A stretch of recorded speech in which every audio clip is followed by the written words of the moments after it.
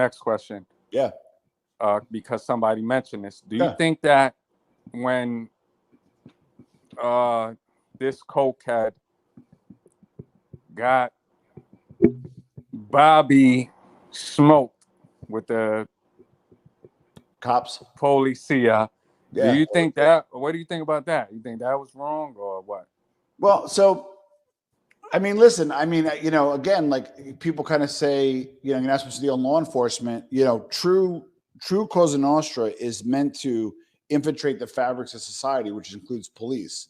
So I thought having the mafia cops on payroll for $4,000 a month, and you look at, it's like an arbitrage, right? At the time, $8,000 a month was probably fucking gas money for Casso's boat. You know what I mean? It was not a lot of money for Casso back in the day.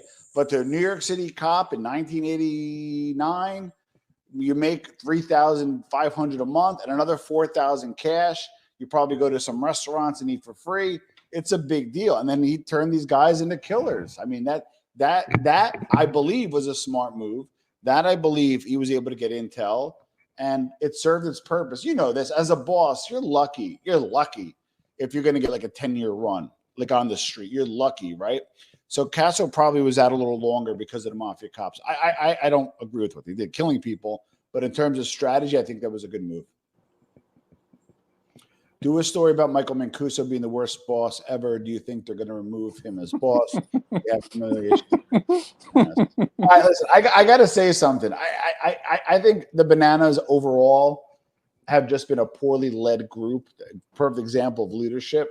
But where the Bananas, where I kind of get a little fuzzy is, and it was Josie's, I think Josie's son, he made like 25 guys or whatever. But there's actually not as much information on the Bananas head count. And I'll tell you why. If you ask like different sources, credible sources, some have it at 120, some have it at 200, right? Now, those 25 guys, you know, some people may count them, some people don't. So that's one reason for the delta of 75, right? But the second is when they killed Enzo the Baker, Stagno, right? He was at the light.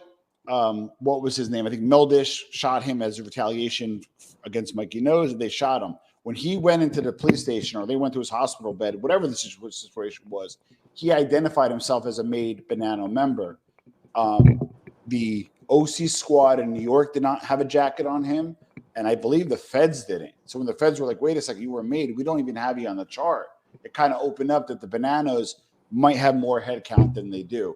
So then in terms of Mike Mancuso, I mean, I'm interested to see what his next move is about the funeral. You got to hit back. You cannot have two capos and a made guy get beat up like that publicly. Now you made the wrong.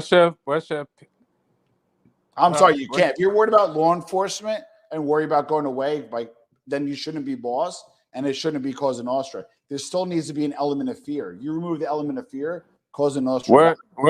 What's your opinion about that weight thing? Stupid move.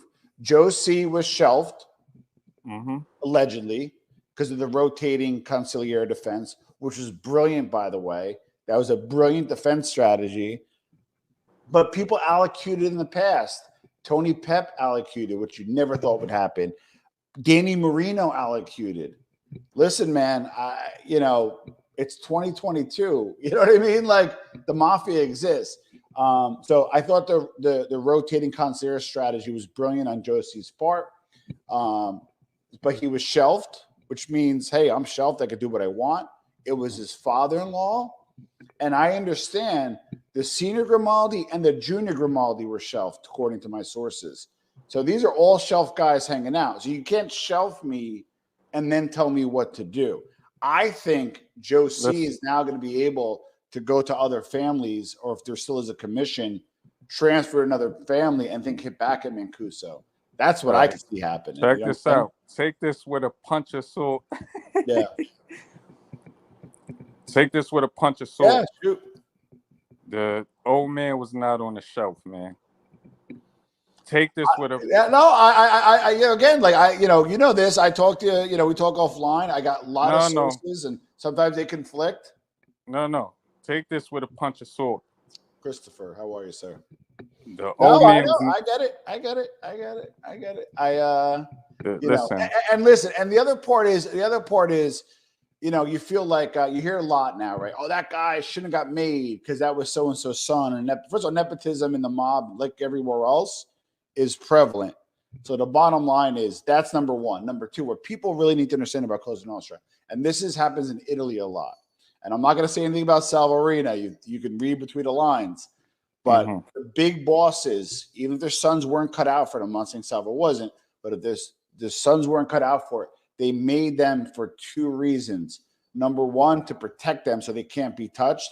Number two, to protect their inheritance and their legacy. Because if you don't think that if I'm a son of a mobster and my old man dies or my uncle dies, you don't think they're coming for me, you don't think they're coming for my book, I bet you the experience of Bill Cucceullo is dramatically different if he was a made guy.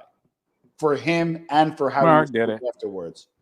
Yeah. And that's what people got to understand, how true Cosa Nostra is. I haven't had Mikey's scars on yet. I'm hoping to have him on soon. Yeah. And that's one of the discussions I want to have. Now, if you're a street guy, and you got your button, or you're an associate and you're waiting to get made because you're earning money hand over fist, of course you're pissed. But nepotism is there. And number two, it is about